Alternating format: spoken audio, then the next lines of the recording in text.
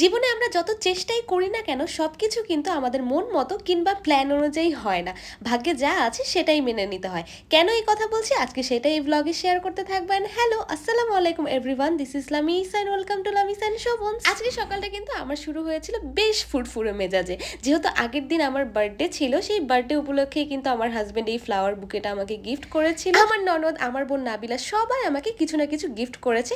সেটা না হয় আরেকটা ব্লগে তোমাদের সাথে শেয়ার করব। এদিকে নাস্তা বানাতে গিয়ে মনে হলো এবার ঢাকায় কি একটু বেশি গরম পড়ছে, কারণ এই গরমের মধ্যে ঘরে কিংবা ঘরের বাইরে সব জায়গাতেই কাজ করা কিন্তু অনেক কষ্টকর। তাই এই গরমের মধ্যে আমি কিন্তু সামার ফ্রেন্ডলি ড্রেস পরতেই পছন্দ করি, যেগুলা কিনা পরতেও অনেক কমফোর্টেবল আর দেখতেও সুন্দর। কোজিনেস লাক্সারি এই ফেসবুক পেজটা থেকে গরম আসার সাথে সাথেই কিন্তু আমি সামার ফ্রেন্ডলি 3টা ড্রেস অর্ডার করে দিই, যেগুলা কিনা স্লিপ ওয়্যার হিসেবেও পরা যাবে। আর কাপড়গুলো এত সফট, তবে সুতি না, এই ফ্যাব্রিকটাকে চায়না কটন বলা হয়। আমি বাসায় যতক্ষণ থাকি ততক্ষণ কিন্তু আমি এই ড্রেসগুলাই পরে থাকি, আর তোমাদেরকে 100% গ্যারান্টি দিয়ে বলতে পারবো এই কাপড়গুলো থেকে কিন্তু কোনো রং উঠবে না। আমি আমার ক্যাপশনে আপুদের ফেসবুক আর টিকটক পেজটা মেনশন করে দিব, তোমরা সেখান থেকে সব সাইজের ড্রেস পারচেজ করতে পারবে। আচ্ছা, তোমাদের সাথে কথা বলতে বলতে কিন্তু আমার লাঞ্চের সময় হয়ে গিয়েছে।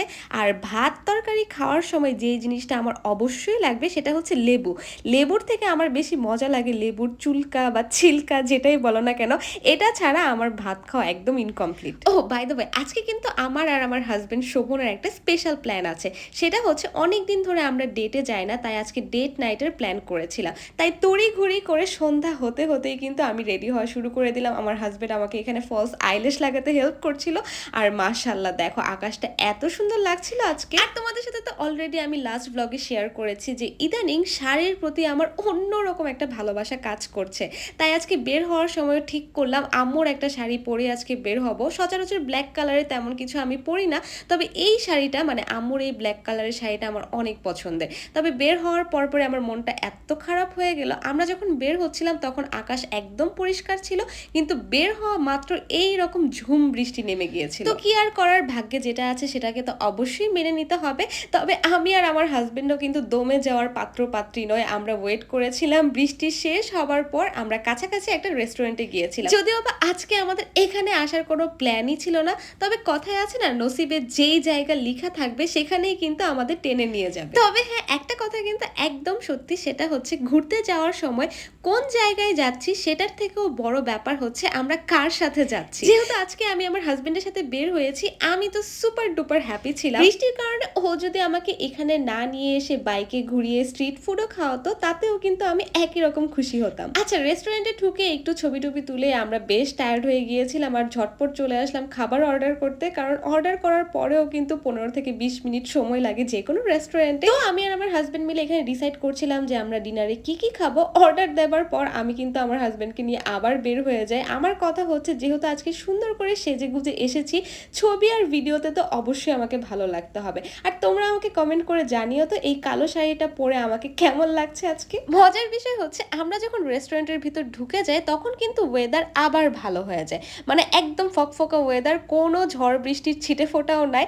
আর যখন কিনা আমরা বাসা থেকে বের হয়েছিলাম তখনই একদম ঝুম বৃষ্টি নেমেছিল। যাই হোক, এটাই হচ্ছে ভাগ্যের খেলা। তবে হ্যাঁ, এই রুফটপ রেস্টুরেন্টে এসেও কিন্তু আমার খুবই ভালো লাগছিল আর এত সুন্দর বাতাস বইছিল আশেপাশে। যাই হোক, এদিকে আমাদের অপেক্ষার প্রহর শেষ আর আমাদের টেবিলে খাবার সার্ভ করে দিয়ে গেল। প্রথমেই আমরা অর্ডার করেছিলাম অ্যাপিটাইজার হিসেবে টমিয়াম স্যুপ, যদিও শোভন আমাকে বারবার বলছিল যে তুমি থাই স্যুপ অর্ডার করো, তবে কেন জানি আজকে আমার এই টমিয়াম স্যুপটা খেতে ইচ্ছে করছিল, কারণ এটা নিয়ে না আমি বেশ ভালোই রিভিউ দেখেছি। তবে ট্রাস্ট মি, এটা আমাদের কাছে তেমন একটা জমে নাই। অনেকের কাছে বেশ ভালো লাগতে পারে, কারণ এক একজনের টেস্ট বাট এক এক রকম। যাই হোক, এরপরে আমাদের মেইন কোর্স চলে এসেছিল। মেইন কোর্সে আমরা অর্ডার করেছিলাম নাগা ফ্রাইড রাইস আর সেই সাথে ছিল চিকেন সিজলিং, আর সবশেষে ডেজার্ট হিসেবে আইসক্রিম খেয়েছিলাম। আর প্রাইসের তুলনায় সবকিছুর কোয়ান্টিটি কিন্তু বেশ ভালো ছিল। আর আমার একটা বাজে স্বভাব রয়েছে, সেটা হচ্ছে রেস্টুরেন্ট হোক বা যে কোনো জায়গায় দোলনা যদি আমার চোখে পড়ে সেটাতে বসে আমার দোল অবশ্যই খেতে হবে। তবে আমি আর শোভন কোথাও ঘুরতে গেলে একটা খারাপ বিষয় হচ্ছে যে আমাদের একসাথে ছবি তুলে দেওয়ার মতো কোনো অবস্থা থাকে না। হয় আমি ওর ছবি তুলে দেয়, না হলে ও আমার ছবি অথবা ভিডিও করে দেয়। এই জন্যই সেলফি ছাড়া একসাথে আমাদেরকে কোনো ভিডিওতে তোমরা দেখবা না। যাই হোক, বাসায় এসেই আমি ঘুমানোর আগে রাতের স্কিন কেয়ারটা শুরু করে দিলাম। আর এখনো কিন্তু আমি আরেকটা স্লিপ ওয়্যার পরা, কারণ রাতে ঘুমানোর সময় এই ড্রেসগুলো খুবই কমফোর্টেবল আর কোয়ালিটি অনুযায়ী এই ড্রেসগুলোর প্রাইস খুবই রিজনেবল। এই গরমের মধ্যে আর কিছু করো কিংবা না করো, বেশি বেশি করে পানি খেতে কিন্তু একদম ভুল করবে না। আমরা স্কিনে যত দামি প্রোডাক্ট বা যাই ইউজ করি না কেন, ভিতর থেকে আমাদের বডি যদি ঠিক না থাকে তাহলে কিন্তু আলটিমেটলি কোনো লাভই হবে না। আজকে আমাদের ব্লগটা এ পর্যন্তই। কেমন লেগেছে তা অবশ্যই জানাবে। Thanks for watching. Tata, bye bye, Allah Hafiz.